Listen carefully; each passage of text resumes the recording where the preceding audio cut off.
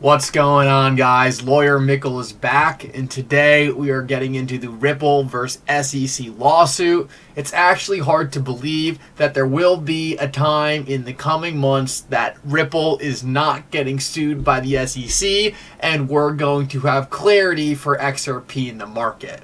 Unfortunately, that day has not come yet, and until it does, we are going to be analyzing this lawsuit so you guys know exactly what to expect.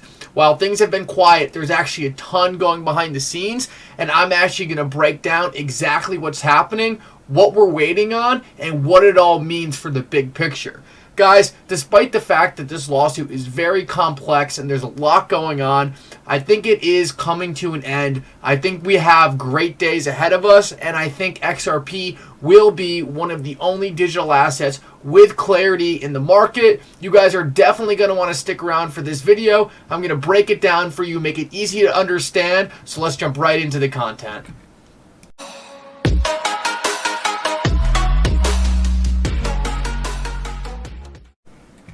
Alrighty guys, well, the first thing I want to say is whether you're new here or you come here all the time, make sure you like my video down below and subscribe to my channel. It's really going to help me out so much in the YouTube algorithm and will help more people like you actually see this video. So thank you so much for that, and let's jump right into the content. And we're really going to be analyzing an article by James K. Fillon. He does a great job keeping us informed in the XRP Ripple SEC lawsuit. But he is a lawyer. Sometimes he's a little hard to understand. So that's why I'm going to be breaking this down and making it super easy for you guys to understand. The first thing we see is the SEC has a ton of answers they're going to have to give Ripple, and those are due on December 6th. This makes December 6th a massive day because a lot of these questions are going to be extremely hard, if not impossible, for the SEC to answer. I think it's highly likely the SEC might want to settle this case beforehand because, as you're going to see when I really break these down, some of these questions are almost impossible for the SEC to answer without admitting XRP is not a security of Ripple.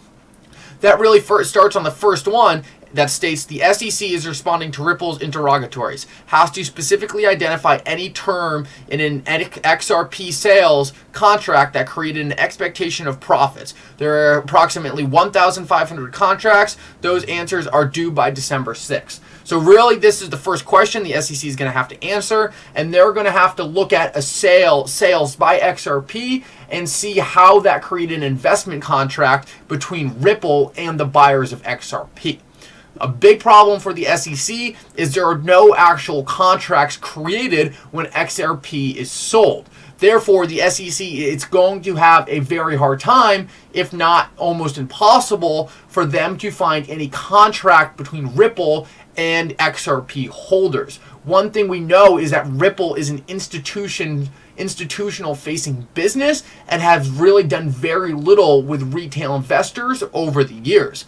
This means that there likely is no contracts between Ripple and individual holders, and therefore for the SEC to prove that there's a contract between XRP holders and Ripple might be impossible.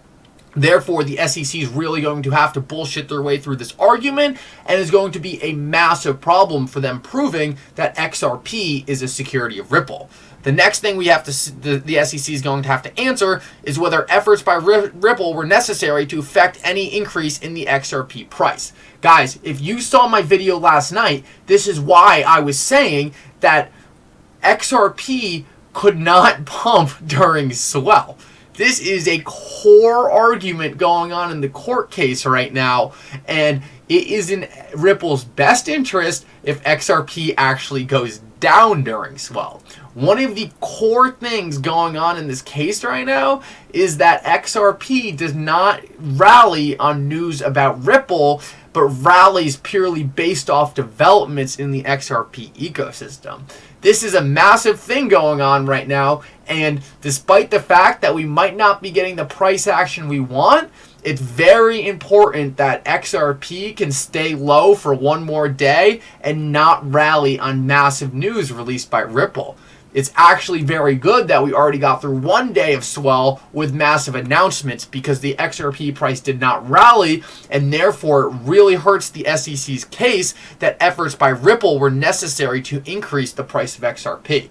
This is pretty interesting in an ongoing development that is also affecting the charts. Make sure you watch my video last night so you can see some more information on that, because I think this is very telling. The SEC has to respond to 776 requests for admission that relate to Ripple's fair notice defense. But the judge gave the SEC until 30 days after Judge Torres rules on the SEC's motion to strike Ripple's fair notice defense to provide those responses. If the SEC's motion to strike is granted, the SEC won't have to answer these requests. Alright, so pretty much this is just a bunch of requests that are relating to the fair notice that the SEC will have to answer if it's granted. This is important, but I mean, it all is dependent on the fair notice request anyway, so we'll break this down more later. It's not that critical that we go over this now. This is an act that I don't understand, so we'll skip this one.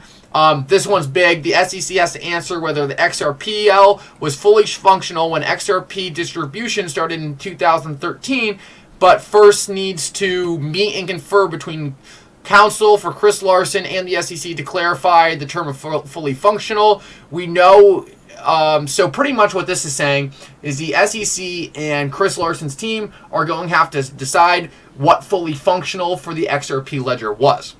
Unfortunately for the SEC, the XRPL was very fully functional before XRP started being sold on the open market. This was not the case for other coins like Ethereum that actually weren't fully functional before they were being sold.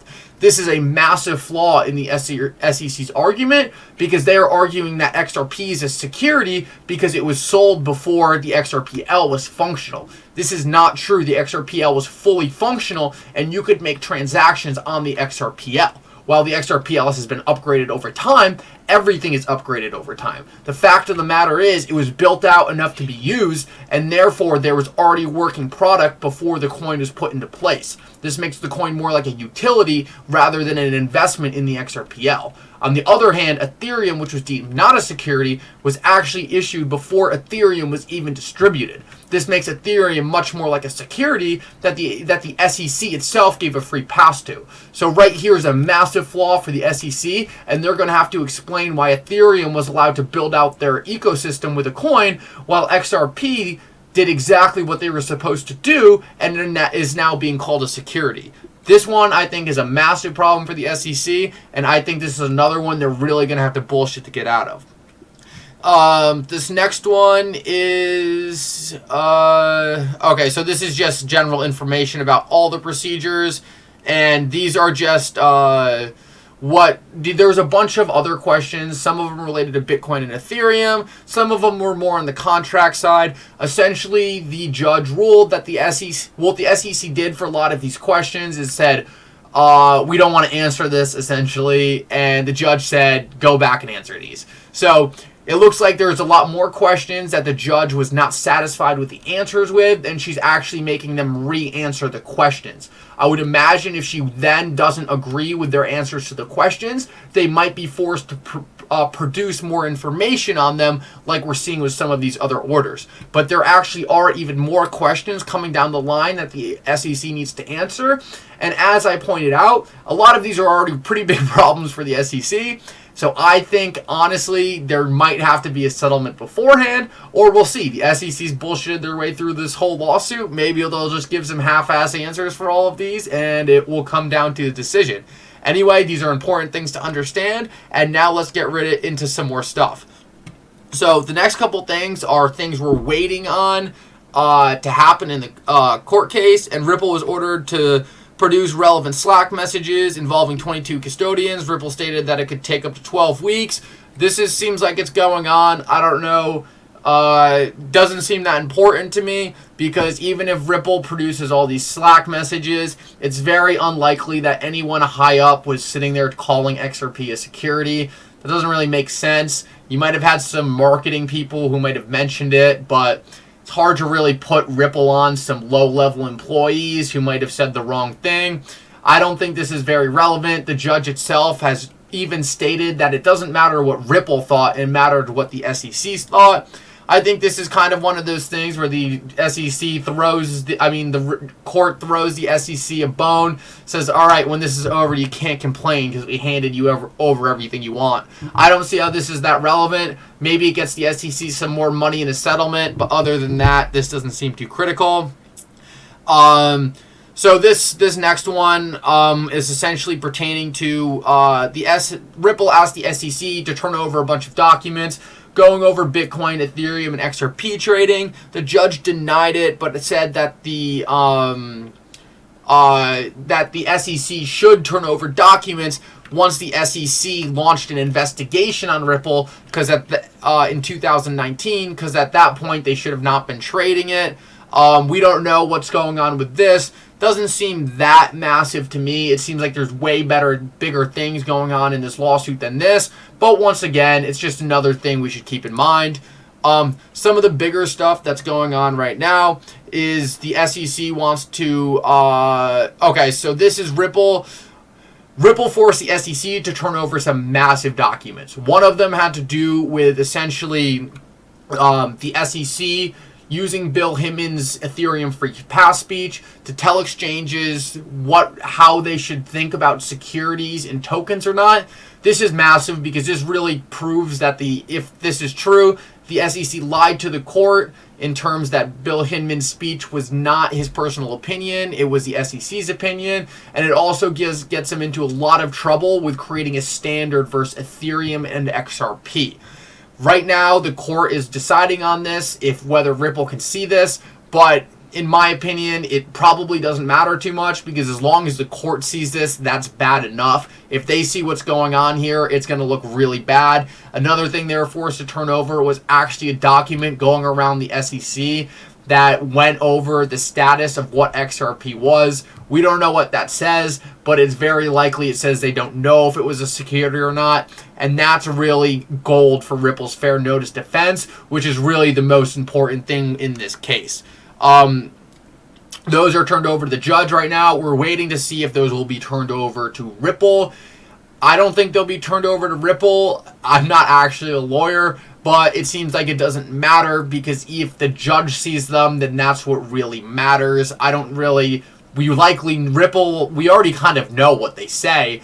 It's proving to the judge how corrupt this whole thing really is. The next thing is telephone conferences. The SEC wants some meetings from Ripple.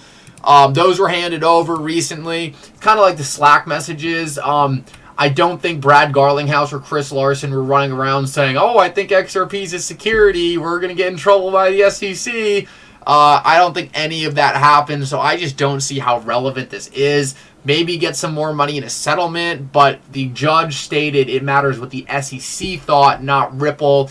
So I don't think it matters what they said in their meetings. And these are smart guys. We're not talking about... There's no fraud, so I think this is just something that's going to happen. The biggest motions that we see going on right now is the lack of due process and fair notice defense. This is what the SEC, Ripple said that they had a lack of fair notice. The SEC is trying to strike that argument and say it's not valid. This is really the most important thing that in the case right now. It's whether or not the SEC provided clear rules for Ripple to follow, and therefore they had an understanding that they were selling a security. I can't even tell you guys how insanely stupid I think this is. I mean, you have SEC commissioners coming out, like 2 out of 3, and 2 of them haven't talked on it at all. So the majority of them are coming out and saying there is no clarity. So do I think there was clarity for Ripple? Of course not. This whole thing is a joke. This is what the whole case rides on, and it just makes no sense. There's no way Ripple should have known it was a security if the regulators themselves are coming out saying there's no way anyone knows what a security and what a security isn't. I think this is going to be what ends the case. I think this is really the dagger in what the SEC is trying to do. I think what's going to be super interesting to watch in the coming months is if the judge is allowed to rule on this or the SEC settles beforehand because they understand how detrimental it will be to every single case they go in the future. If all their cryptos can look to this case and say Ripple had fair notice defense, we should have it too. I don't think the SEC wants to let that happen. I think it destroys a lot of their power in the space, and I think it's going to be absolutely insane to watch this play out and see how that falls, because there's no doubt about it, this will be massive, and we need to see what happens. The last thing is just the individual defendants' motion to dismiss the SEC's essentially Brad Garlinghouse, Chris Larson trying to throw out their whatever charges the SEC tried to give them. I think that was gone a while ago. I think this case is looking very poor for the SEC. They haven't found a single piece of evidence that has even been slightly compelling for XRP being a security. They might have had some decent points if they didn't give Ethereum a free pass, but that's really been the kryptonite for them, because rather than really using this law to create this case to create new precedent, they're essentially being forced to rely on some really shady regulations they made with Ethereum that are really making it hard to see XRP as a security if they deemed Ethereum not to be. In the end, this lawsuit's already been going on for a year. It's not going to go on much longer. It's actually been extremely interesting, and things could be a lot worse than they are right now. It really looks like the SEC is getting whooped. I'm really not worried at all. I think it's going to end up very good for Ripple and XRP. If you guys enjoyed this analysis and me breaking this down, making it simple, letting you guys know what you needed to look for, make sure you like this video down below and subscribe to the channel. I really enjoy making these videos for you guys, and it means a lot when you guys interact with them and really blow them up on YouTube. It helps me out a lot. Anyway, guys, I hope you enjoyed the content, and for now, Mickle out.